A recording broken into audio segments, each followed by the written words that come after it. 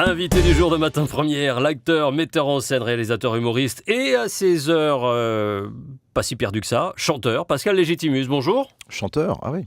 Bah si. Oui. Ah bah si. Propylène, parabène, collagène, du putain cancérigène. Enfin, je m'exprime, on va dire. Il voulait nous avoir, il voulait nous dire non, moi j'ai jamais fait. J'ai la preuve. Je vais en faire d'autres en plus. Ah bon? Oui. Vous aimez bien ça, ce genre de Disons, petite... oui, c'est un pamphlet. J'aime bien les pamphlets à la manière des inconnus, évidemment, c'est mon ADN, parce que j'aime bien m'exprimer sur des thèmes forts. Là, c'était l'écologie, et le prochain thème, ça va être le handicap. Le handicap, Ouais, sur une d'accord. musique funky. Et de cette façon, musicalement en tout cas, ça vous séduit davantage parce que vous avez une panoplie de possibilités Ouais. d'expression différentes. Hein, Oui, mais dont- chaque morceau aura son identité. Ouais. Là, c'était un peu rap jazz. Là, ça va être funky. Le prochain, ça va être latino. Après, ça va être un peu plus glamour, glumour, smooth, et ainsi de suite. Donc, je vais faire 5-6 morceaux comme ça, étalés sur un an. D'accord. Voilà, parce que ça m'amuse. Bienvenue chez vous, dans les studios d'Outre-mer. Vous êtes sur la scène du très beau Théâtre des Variétés à Paris avec la pièce Non à l'argent. Et on est très content de vous voir comme ça aussi présent sur une scène de théâtre avec loin des caméras. Il y a toujours un petit peu cette distance. Ouais. Et là, il y a une espèce de proximité pour une pièce originale dont je vous laisse... qui est sponsorisée, j'imagine, par FDJ. On va dire ça comme ça. Oui, si vous voulez. Française des Jeux. Je vous laisse faire le pitch. Le pitch, il est simple. C'est mon personnage qui s'appelle Richard. Donc, il a le ticket gagnant du loto, Ouais. 162 millions d'euros. Juste comme ça. Voilà, un truc Bon. improbable, mais bon. Ça... Mhm. Et il les refuse. Et donc, il réunit sa mère, son meilleur ami et sa femme pour leur expliquer ses conditions et pourquoi il les refuse. Et évidemment, c'est la guerre. C'est la guerre. Ce qu'il ne cherchait pas arrive, du coup. Ce qu'il ne C'est-à-dire voulait que pas. lui, quand il les convoque, il pense qu'ils vont être d'accord avec lui. Parce qu'il les connaît bien, semble-t-il. Et en fait, chaque personnage se révèle, ça devient cruel, agressif, je dirais même parfois mortel. Voilà. Donc, de temps en temps, il y a une révélation. Chaque personnage se révèle. Et puis, c'est outrancier même, mais c'est très surprenant. Moi, ce qui m'a plu, c'est le pamphlet comme j'aime bien le mot pamphlet, donc je le répète, c'est le fait qu'il y ait du fond et que ça parle d'un thème universel. Ouais, c'est ce qui vous a plu dans cette pièce de Flavia Coste, d'aller en profondeur, Ouais. mais sur la nature humaine. En fait, Oui. on est sur des réactions sur un fait qui peut paraître comme ça Classique. Ouais, classique. Ouais. Mais c'est d'aller plus loin, de creuser, de fouiller. Le personnage est intéressant parce qu'il défend ses arguments très fortement et je dirais même que c'est presque du sophisme. On pourrait dire que la peine de mort c'est bien avec des preuves et la peine de mort c'est pas bien avec des preuves. Là c'est pareil. Tous les arguments qu'il énonce sur scène sont justes et légitimes, si je puis dire, sans faire de jeu de mots. Et ça se tient. Il a raison. Mais quand on sort du théâtre, on se dit, mais il est débile ce mec, il est taré, on a envie de le tuer, c'est n'importe quoi. Moi, personnellement, je les prendrais, les 162 millions, on peut faire beaucoup de choses. On va en parler alors, justement. Sauf qu'il y a une des répliques, justement, qui dit, mais pourquoi t'as joué? Si c'est pour ne pas...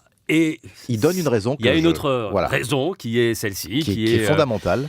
Et là, ça pèse, du coup. Et c'est vrai que ça donne... Ah oui. Vous vous êtes dit, quand on vous l'a proposé, je veux, c'est pour moi. Je l'ai lu. Parce que alors... vous portez cette pièce, hein. Vous Oui, êtes, parce que vous avez un rôle... Oui, je suis le membre fondateur et je suis, on va dire, l'arche majeure. Je distribue les cartes et puis j'ai des échos qui reviennent. Moi, je le dis souvent en interview et c'est vrai, j'ai reçu la pièce vers 17h chez moi, sur Internet, et à 19h, je disais oui. Ouais. J'étais assez rapide parce que j'avais lu d'autres D'habitude, ça prend pièces. plus de temps. Pas forcément, mais il y a une réflexion d'une journée ou deux. Voilà. Là, j'ai dit oui tout de suite, c'était assez évident. Parce que le personnage me ressemble un peu quelque part. Ses arguments, je pourrais les dire et les énoncer. Mais bon, à un moment donné, il faut être lucide. faut être lucide. Un beau casting. Votre mère, Claire Nadeau, somptueuse. Oui. Toujours, comme Très, d'hab. très drôle. Ouais. Est-ce que ça demande des efforts supplémentaires? Bon, je dis Claire Nadeau, mais Philippe Lelièvre, voilà, ça va loin, quoi. Ça demande donc de se surpasser, d'être... Est-ce que ça apporte une motivation supplémentaire? Alors, je dis pas que à d'autres moments, Oui, je vous comprends. êtes plus... mais bon, voilà, tout est bon niveau. Alors, vous avez raison quelque part, et en même temps, ce que je pourrais rajouter, c'est que tous les quatre, nous avons la même vibration. Nous sommes de la même famille humoristique et de comédie. Julie de Bonnac est la petite dernière, qui est une fille qui existe depuis plus de 10 ans, que j'ai vu jouer, moi, il y a très longtemps dans une pièce de théâtre, est en pleine maturité. D'ailleurs, je crois que ce soir, sur une chaîne concurrente, elle a un beau téléfilm. Et dans les répétitions, on a senti tout de suite qu'on était connectés et qu'on pouvait aller ensemble. Et d'ailleurs, ça se sent sur scène que Philippe Lelièvre, c'est mon ami. Ma mère, Claire Nadeau, c'est ma mère. Enfin, ouais, les rapports sont crédibles. Et c'est ça qui est fort. Et tous les jours, on améliore, on se voit, on mange ensemble. En fait, on est devenus très proches au sein du théâtre et en dehors du théâtre. Ça crée des liens. J'ai l'impression que vous êtes un perfectionniste. Sous vos airs d'humour, des inconnus, bien sûr, etc., de toutes ces comédies. Alors, oui. Apparemment, un gros bosseur, on va en parler aussi si on a un peu de temps, j'espère. Et un perfectionnisme, même du temps des inconnus. Oui, perfectionniste, même si vous voulez, pour faire un néologisme. Oui, c'est-à-dire que, en fait, j'ai une petite anecdote très très courte. Il y a très longtemps, quand j'étais gamin, on m'avait engagé pour faire un petit gala. On m'a dit un petit quart d'heure. Et en fait, le gars m'a dit t'as besoin de quoi? Je dis j'ai besoin d'un micro, d'une petite estrade et de la lumière. Je suis arrivé l'après-midi, il n'y avait rien. Et le soir, j'ai joué, il n'y avait rien. Donc j'ai improvisé et je me suis dit plus jamais ça. C'est-à-dire qu'à un moment donné, pour être au top et pour avoir une bonne réflexion vis-à-vis du public. Donc oui, effectivement, voilà. Mais je suis pas un malade, mais voilà. Mais quand même, qualitatif. Il faut y aller. Il y a de belles répliques, il y a un rapport à l'argent. Du coup, parce que voilà, on est dans cette société aujourd'hui où l'argent est roi. Où l'argent est roi. Il faut bien l'admettre. Et du coup, ça fausse les rapports. Bien sûr. C'était intéressant de pouvoir jouer sur justement ces rapports humains, sur l'argent. Oui, parce que je pense que les gens ont besoin de ça et de l'entendre. Parce qu'aujourd'hui, c'est vrai que quand on n'a plus de carte bleue, plus Internet et plus de téléphone, on est un vrai clochard. Donc on est vraiment dépendant du système. Et l'argent n'existe plus. C'est-à-dire que l'argent, matériellement, n'existe plus. On a des cartes bleues, voilà. Et encore, quand on va dans une banque, l'argent, c'est un jeu d'écriture. Donc quand on vous prête de l'argent, ça n'existe pas. Donc à un moment donné, on fait tout pour l'argent. On travaille pour de l'argent. C'est ça qui nous permet de vivre. Mais en même temps, c'est pas ça la vie. La vie, c'est quoi? C'est des biens dans sa peau, c'est de l'amour autour de soi, que le frigidaire soit plein. C'est très compliqué. Ouais. Non à l'argent, avec ce type qui gagne au loto 162 millions et qui explique pour quelle raison il refuse de les toucher à son cercle le plus proche, sa femme, sa mère et son meilleur ami, employeur également. Oui. J'imagine qu'entre vous vous êtes posé la question. Pas vraiment. Allez, non. Qu'est-ce que tu ferais, toi, dans cette situation, entre vous, en coulisses? 162 millions, c'est trop. Moi, on me donne 3-4 millions, voilà, ça va. Je fais le bien autour de moi, quelques œuvres caritatives, voilà, et puis ça suffit, quoi. Je veux dire, à un moment donné, qu'est-ce qu'on n'a pas besoin d'autant d'argent. Et pour ça, vous jouez au loto, j'imagine? Mais pas du tout, je n'aime pas les jeux d'argent. C'est vrai? Non. Ouais. On est là partout, même quand tu joues, pauvre idiot, on est là partout. Le loto, c'est nous, le bingo. Les inconnus, c'est eux. On en a parlé. Vous en avez parlé, ça vous a toujours un peu inspiré, cette affaire quand même. Bien sûr, évidemment, parce que on en avait marre à l'époque de payer. Quand j'avais vu notre feuille d'impôt avec toutes ces taxes, je disais mais c'est impossible, quoi. Je veux dire, on est pompé, aspiré. Et en même temps, moi je suis content de payer des impôts. Mais le problème, c'est que je ne vois pas l'aboutissement de ce que je donne parfois. Et la société est autant malaisée. C'est-à-dire que tu dis mais où va l'argent? Et quand on voit des fois l'argent est gaspillé, mal utilisé, détourné, on se dit c'est chiant, quoi. Ouais. Votre rapport à l'argent, c'est quoi Bon serviteur, mauvais maître. Ah ouais, voilà, ok. Simplement. Très bien. Non, je n'ai jamais fait des choix artistiques pour de l'argent. Mais aussi loin que je me souvienne, jamais. Ouais. Pourtant, vous bossez, hein? Oui. Alors, c'est pour le plaisir? Évidemment. C'est-à-dire que même à 90 ans, installé, tant que j'ai de l'essence dans ma voiture, tant que j'ai des choses à dire, tant que j'ai des choses à dire, je m'exprimerai. À un moment donné, j'aurais fait le plein, je m'arrêterai. Bon, on l'a dit, comédien, chanteur éventuellement, réalisateur, metteur en scène, auteur, vous faites énormément de choses. Vous avez l'air de bosser énormément. Vous êtes sur 3 autres projets, en train d'écrire. En fait, il y a 24 heures. 8 heures pour dormir, 8 heures pour travailler, il reste encore 8 heures. Ouais. On fait quoi? Vous voyez, donc, en fait, j'utilise le temps qui m'est imparti pour m'exprimer. Donc, une feuille blanche et un stylo, et puis c'est parti. Voilà. Et après, je mets ça dans un tiroir, et puis ça ressort. Alors, on a l'impression que je travaille beaucoup, mais ça fait des années que j'accumule des choses, sachant que dans Les Inconnus, j'étais dans un cadre. J'écrivais pour ce cadre. Maintenant que je suis en dehors du cadre, je m'exprime seul. Et ça fait du bien? C'est préférable comme ça? Oui, bien sûr. D'être en dehors du cadre, justement? C'est une éjaculation artistique, intellectuelle. Il faut que ça sorte Si vous le dites. à un moment donné. C'est une métaphore, mais on comprendra. On comprend. C'est hygiénique. Ils vont dire il faut que ça sorte. Il faut que vraiment j'ai des choses qui me taraudent, qui m'énervent, et j'ai des moyens d'expression qui sont donc les médias. Et ces moyens, vous avez le sentiment d'y avoir suffisamment accès, un peu comme vous le voulez? C'est compliqué, c'est difficile, on est pointilleux, ou alors vous n'êtes pas...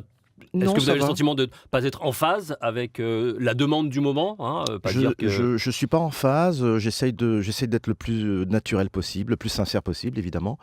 Non, ce qui est compliqué, c'est qu'il y a plein de jeunes qui débarquent, quoi. À un moment donné, on n'a plus besoin de vous. Non, mais c'est vrai, à un moment donné, on dit, ça va. On vous le fait savoir? Pas forcément, mais moi, je suis pas très concerné. Mais tant qu'on fait des choses novatrices, des choses un peu originales, qui ont du sens, et puis que vous êtes toujours bankable, parce que c'est important, il faut que vous rapportiez de l'argent, évidemment, au système. Mais bon, moi, je prends mon bâton de pèlerin, je vais dans toute la France faire mon spectacle Legitimus Incognitus. Voilà, tout va bien, quoi. Et ça va. Vous écrivez sur 3 autres projets? Oui, j'ai écrit un long métrage, et puis une pièce de théâtre, et puis une série, voilà. L'outre-mer, est-ce que ça fait battre votre cœur, vous qui en êtes originaire? Est-ce que c'est au point d'être présent continuellement, ou alors, voilà, c'est là, c'est quelque chose qui est là? On me l'a reproché souvent, j'en parlais hors antenne tout à l'heure. Il se trouve qu'il y a des gens un peu agressifs, des blogueurs ou des journalistes un peu intello, qui estiment que des gens comme Lucien Jean-Baptiste, moi et d'autres et consorts, on ne sommes pas de là-bas, donc nous n'avons aucune légitimité pour nous exprimer au nom de l'outre-mer. Et en ce moment, il y a des assises qui sont en train de se faire pour essayer de faire améliorer les choses. Mais vous allez être J'en fais partie, en rapporteur. Voilà, histoire de donner des conseils. Et on me dit, et on vous reprocherait. Mais pourquoi Legitimus, il est là-dedans, de quoi je me mêle? Donc c'est un peu compliqué. On essaye d'œuvrer pour la communauté. On a donc des espèces de boulets en face de nous. Et je dirais qu'en ce moment, le pire ennemi du noir, c'est le noir, quoi. Quelque part, ça fait du mal de savoir qu'on est trahi par les siens, sachant qu'on ne fait que aider avec ce qu'on peut. Voilà. D'accord. Vous avez essayé de mettre en place des projets, des choses, tourner, justement, on a essayé. d'établir ce lien avec l'outre-mer, comme avec d'autres, mais un peu plus privilégiés avec l'outre-mer, justement. L'outre-mer, ce sont mes racines, donc il n'y a aucune raison que je renie mes racines. Alors, je suis arménien d'un côté et antillais de l'autre, donc cocasse cocotier, comme je l'ai souvent dit. Et moi, les Antilles, c'est important. Mais ça ne m'empêchera pas de m'exprimer, de dire les choses, même si ça fait un peu mal, mais la vérité, à un moment donné, il faut que le pu sorte. D'accord. Justement, à travers ces assises de l'outre-mer, qu'est-ce que vous souhaiteriez que l'on puisse dire, qui puisse en sortir? Alors, je ne vous dis pas de me faire tout un... Mais qu'est-ce qui serait intéressant? Quel est l'intérêt? Je suppose que vous avez réfléchi, là aussi. Peut-être 2 ou 3 heures quand on vous a proposé de faire partie de ces rapporteurs de ces assises, qui sont quand même un rendez-vous important. Tous les 5 ans, il y a des assises. Tous les 5 ans, quand on change de gouvernement, il y a des colloques. On réunit des personnes qui ont du bagage intellectuel pour réfléchir. Le problème, c'est que ça avance pas beaucoup. Alors moi, je viens aider. Donc là, on va essayer d'améliorer les choses en ce qui concerne au niveau de la culture, pour qu'il y ait plus d'expressions de là-bas qui viennent chez nous, parce qu'il y a une espèce de cloaque, on est comme ça parqué. Mais il faut qu'il y ait un lien plus fort, même si France O existe. Mais en même temps, il n'y a pas assez de pièces de théâtre, il n'y a pas assez de représentation encore dans les médias. Et je remarque une chose, c'est qu'il y a beaucoup d'Africains qui existent. Et moi, on m'a dit, ouais, mais alors les Africains, mais alors où sont les Antillais? Pourquoi il n'y a pas autant d'Antillais en tant qu'acteurs, musiciens qu'on met en avant? Alors, dans le sport et la musique, il n'y a pas de souci, mais en tant qu'acteur de l'expression théâtrale et cinématographique, c'est très complexe. Donc, on va essayer d'œuvrer pour que ça s'améliore. Aussi, dans ce domaine-là. Bien sûr. La suite pour vous, c'est toujours non à l'argent. Ça marche de mieux en mieux, de jour en jour, au Théâtre des Variétés. Le bouche à oreille est vraiment exceptionnel, donc les gens sont ravis, contents, et ça discute dans les cafés, dans les restaurants le soir après le spectacle, et c'est ça qui est intéressant. Venez entendre un petit peu ce qu'un homme qui vient de remporter 162 millions décide de faire de cet argent qu'il refuse, et les raisons pour lesquelles il les refuse. C'est poilant. J'avais quelqu'un derrière moi qui était tordu de rire du début à la fin. Et en dehors de ça, il y a quand même des messages intéressants, importants et Bien sociétaux. Et c'est vrai que les dom-toms et les toms jouent beaucoup. Il y a beaucoup de jeux d'argent là, donc c'est vrai qu'on peut être concerné par ce qui se passe sur scène. Et des fois, il y a des petits fous rires sur scène qui explosent, alors Ouais. à l'improviste, parce qu'on se fait des blagues. Voilà, il n'y a pas que dans la salle où ça rigole, il y a aussi sur scène de temps en temps. Merci Pascal Légitimus. Santé à vous, et Très... puis Oui, je vous en prie. bonne année si on ne se revoit pas d'ici là. Bon courage. Non à l'argent, c'est au Théâtre des Variétés. Il y a Claire Nadeau, Julie Debona et Philippe Lelièvre également à vos côtés. Allez-y, ça va bien vous faire rire pour cette fin d'année. Merci beaucoup. À bientôt, À peut-être très bientôt. avant. Au revoir.